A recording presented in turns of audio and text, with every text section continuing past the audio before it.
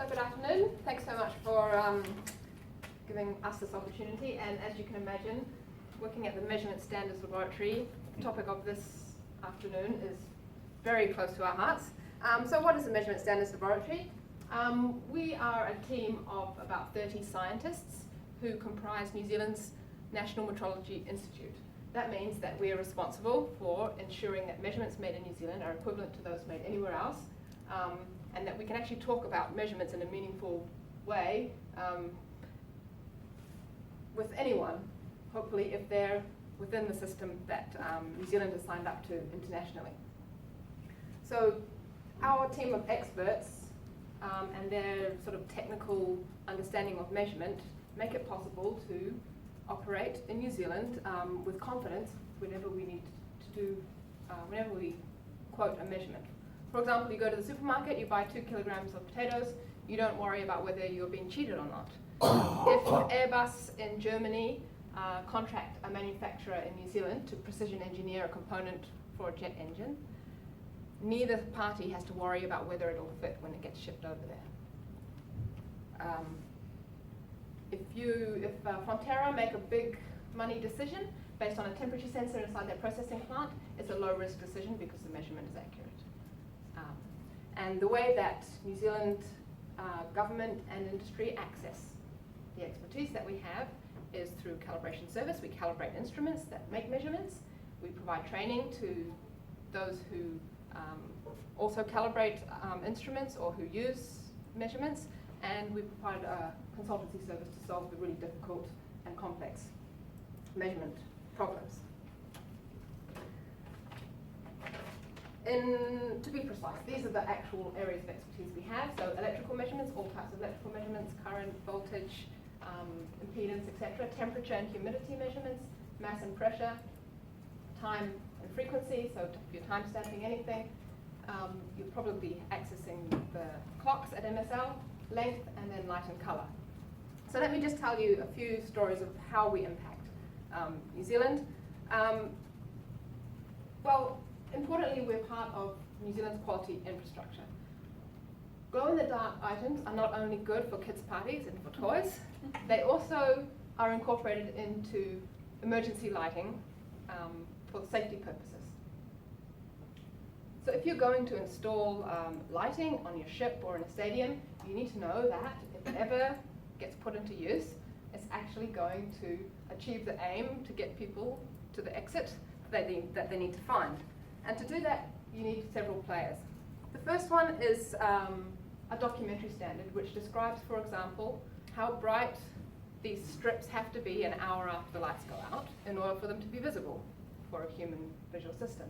And so Standards New Zealand verify and publish documentary standards that materials need to comply with.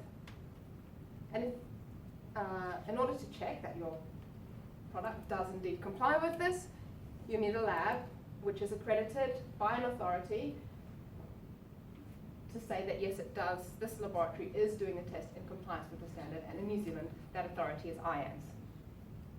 And for your laboratory to get accreditation, they'll have to prove that they're doing the measurement correctly, which means that their instruments are calibrated, and that's where MSL comes in. We actually provide the technical underpinning of a quality system that allows us to trust systems that have been put in place, for example, for safety or other things. But what about when measurements have an ethical or legal assurance, cut off there, but implications? The Ministry of Primary Industries, for example, try to protect our fisheries by setting limits on the size of crayfish that you can take out of the ocean. Similarly, the New Zealand Police protect drivers by enforcing speed limits. But the measurements that they make have to be not only fair, but they have to also stand up in court. And both of these agencies rely on the technical expertise at MSL to support enforcement where necessary, but also to protect the rights of New Zealand citizens against inaccurate measurements. So we act as an impartial third-party sort of arbiter of accuracy in measurements in this context. More broadly, we are just really interested in making sure that all the measurements that are made in New Zealand are fit for purpose. As humans, we've used light as therapy for years and years, for as long as we've existed, but with also a very high appreciation of the dangers of sources of light. And recent research has shown how much we can do with light, how it can affect our lives positively. We use laser sources for eye surgery. We can adjust our mood by influencing our circadian rhythm. We use it to treat eczema and jaundice in babies. But we've also become very aware of some of the risks of the lighting systems that we put in. Blue light can also damage our circadian rhythms. Obviously UV, we understand now, induces cancer, and there are flicker and glare issues with some of the new types of lighting that are coming out. So as devices are proliferating with very clever, tunable LED sources, we often have to ask the question, is this device safe? Seems like a simple question. Well, we'll make a measurement. But a simple question like, is this light safe, actually forces a whole lot of other questions. Can a user look directly into this light or not? Or will it only be exposed on the skin? What wavelength is it? Is it in the UV? Is it visible? Is it infrared? Is it pulsed? Or is it continuous?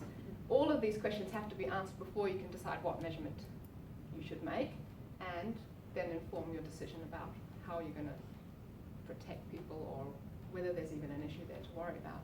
And the scientists at MSL understand all the various technologies, how you can make measurements, for example, of light, and navigate that difficult sort of, what am I trying to achieve and what's the best solution so that I can make a good decision at the end of the, with the data that I receive.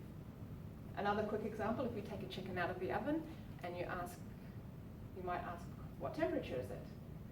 Well, again, it depends what's the purpose of your measurement. If you want to know whether you will get burned by touching it, we need to know the surface temperature, and we need to know how well chicken conducts heat. But if you want to know is it safe to eat, we need to obviously measure the core temperature, and you might use completely different technologies, different sensors. To answer a single question is what's the temperature. And again, that's where MSL is really able to help you think through the purpose of measurement and what's the best solution for you. So just before I finish, I want to flag a couple of also issues that we see coming in measurement. The first one is the proliferation of smart systems, smart cities, smart farms, smart lighting, smart cars. Everything's getting smarter. And what that means is that we are yielding decision making to systems based on data that they're collecting from usually some system of sensors. It may be a sensor in the road which is detecting via magnetic measurement whether a car is in a car park. It may be light sensors checking how many people are passing a certain point. Maybe cameras in an airport, or temperature sensors in a home, so that all of these data are being collected so that we can make decisions. Or not we, but some autonomous system can make a decision. And obviously the risk around decision making depends on the accuracy of the data that's being fed into it. And we need to, whenever we build these systems, be able to answer questions like, is this sensor fit for purpose? Is it measuring what we think it's measuring? Has it been calibrated? How stable is this sensor over time? Is it going to be affected if next door turns into a construction site, or if we put a cable through the wall behind it?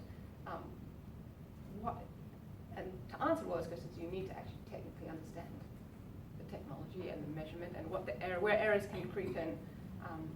And so that's something that we were working quite hard on. The next thing that we're starting to really sweat about a little bit is the future of measurement. What's coming? Sensors now are taking advantage of advances in physics in terms of understanding the quantum world,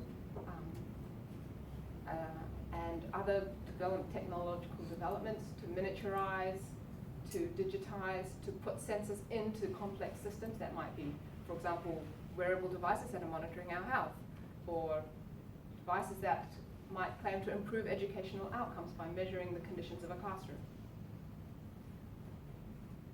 And so at MSL, we're also investing in what's coming in the future. We have scientists working on measuring or modeling single photons, measuring single electrons, quantum cryptography, remote calibration. Can we do some of this hard measurement work over communication systems, and the Internet of Things?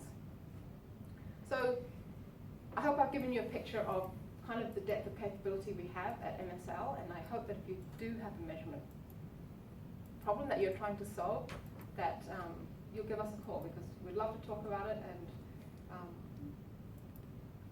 our scientists really have very deep and intimate knowledge of all things measurement. Thanks so much.